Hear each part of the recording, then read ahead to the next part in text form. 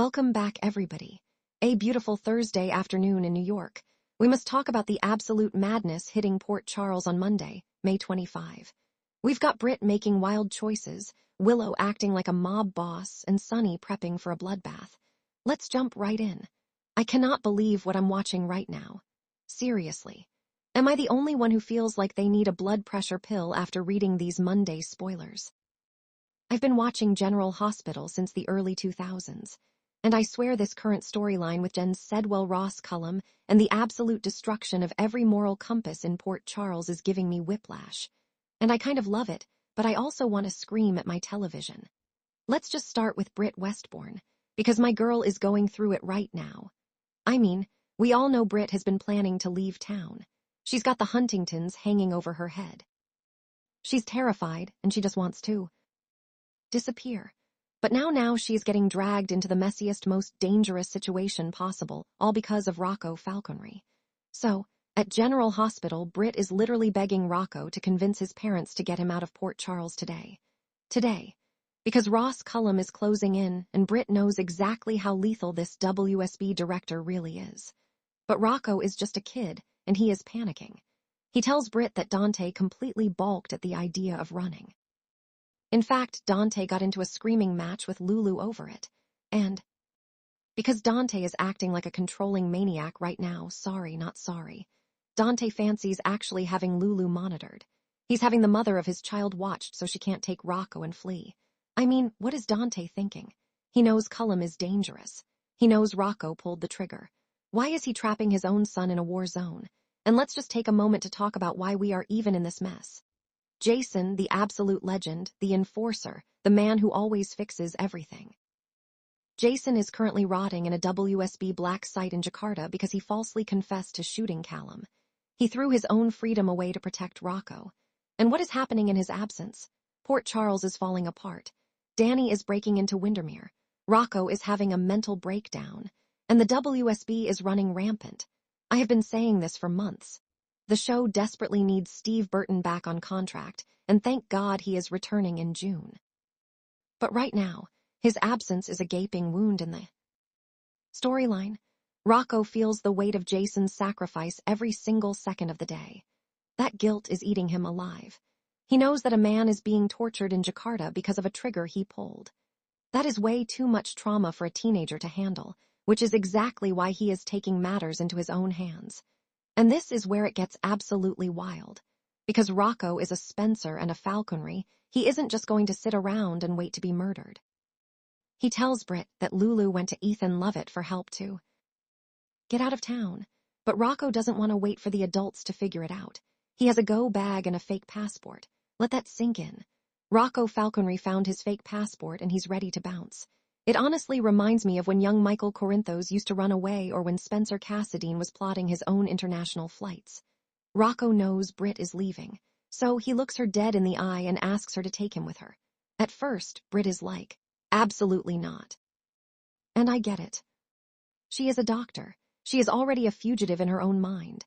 And kidnapping her ex-boyfriend's kid is not exactly on her bucket list. She rejects the idea. She tells him no. But wait, I'm getting ahead of myself because the writers are about to throw a massive wrench into Britt's plans. Because who happens to stroll through the halls of General Hospital? Ross freaking Callum. I despise Ross Callum.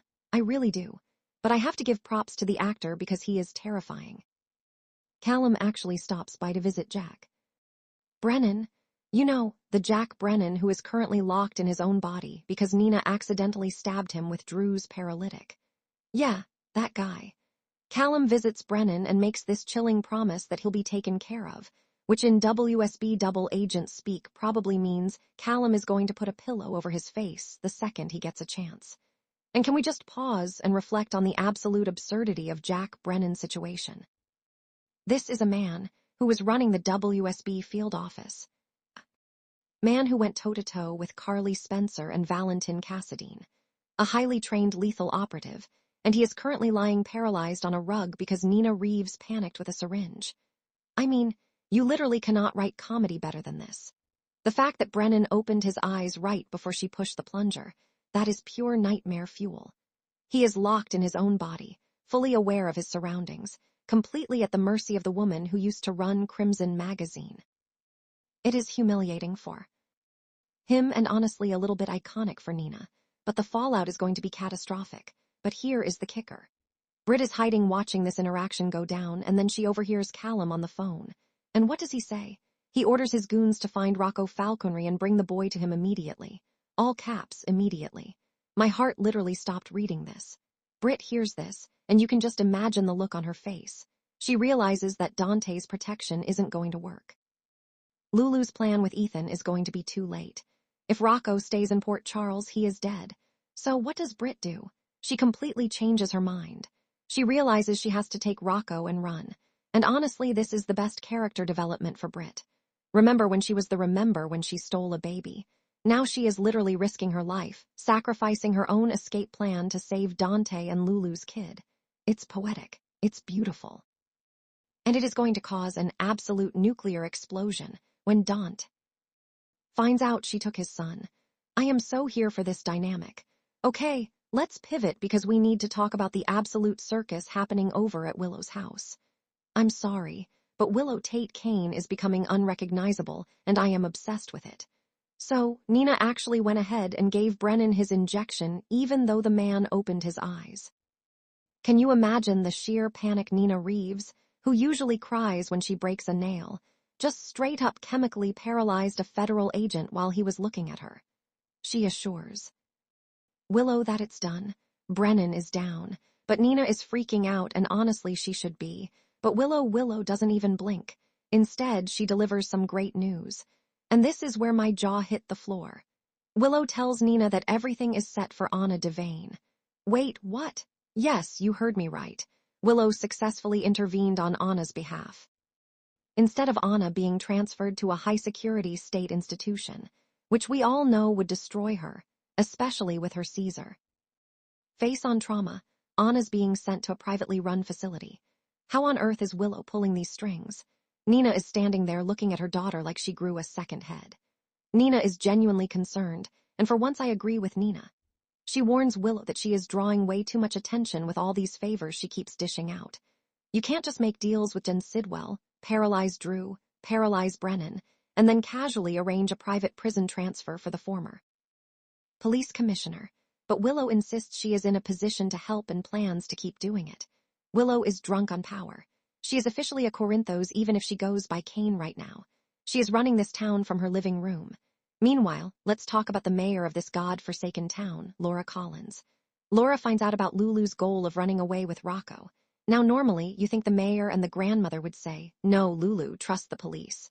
But Laura has been through the ringer. She knows the system is broken. Lulu might not give her all the bloody details about Rocco shooting Cullen, but she admits Rocco is in grave danger and she needs to leave fast. And Laura actually supports her. I couldn't believe it. But then I remembered Laura already sent Kevin Collins and baby Ace Cassadine away to keep them safe from this exact same threat. Laura knows Sidwell and Julian are untouchable through legal means. So she tells Lulu to go. She supports her leaving with Ethan. It is such a classic Luke and Laura callback when the law fails. The Spencers go on the run. It gave me chills. And let's give a quick shout out to Ethan Lovett being the absolute MVP of the Spencer family right now.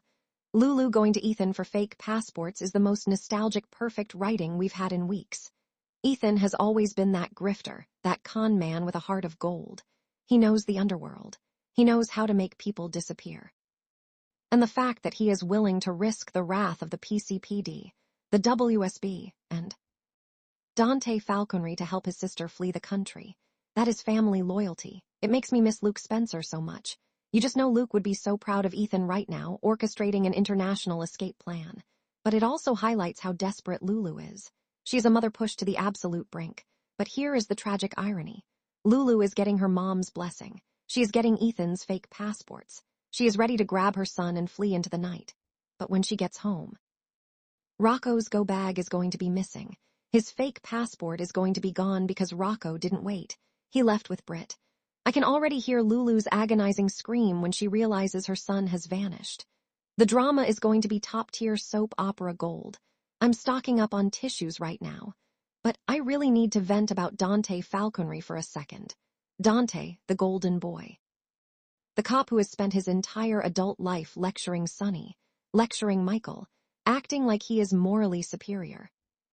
Because he wears a badge.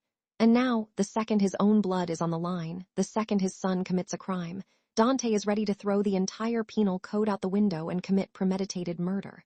The hypocrisy is staggering. Do I blame him as a father? No. But as a character, it is wild to watch him justify this. He's sitting there with Cashies, a man who literally held Jocelyn Jacks hostage plotting a hit. Dante has officially embraced his inner Corinthos. He's no longer an officer of the law. He's a mob boss in training. They determined that the best way to bury a secret is to bury the person who knows it. Yes, Dante is officially plotting a murder. He is ready to kill Ross Cullen to protect Rocco. And honestly, I think this is the most interesting Dante has been in a decade. The pristine cop facade is gone. He is dirty now and he knows it. Speaking of Sonny, he is having his own mafia mastermind meeting with his brother Rick Lansing. I love seeing Rick and Sonny actually working together instead of trying to destroy each other. Rick is sitting in Sonny's office, and he tells him straight up it is time to eliminate Jen Sidwell. And watching Rick Lansing calmly advise his brother to authorize a lethal hit is giving me major early 2000s nostalgia. Rick has always been the snake in the grass, but when he aligns with Sonny against a common enemy, they are an unstoppable force. Rick understands the legal loopholes, but he also understands that guys like Jen Sidwell don't operate with law. Sidwell is a monster, but Sonny is hesitating. Why? Because of the blackmail material. Sonny is worried about how Laura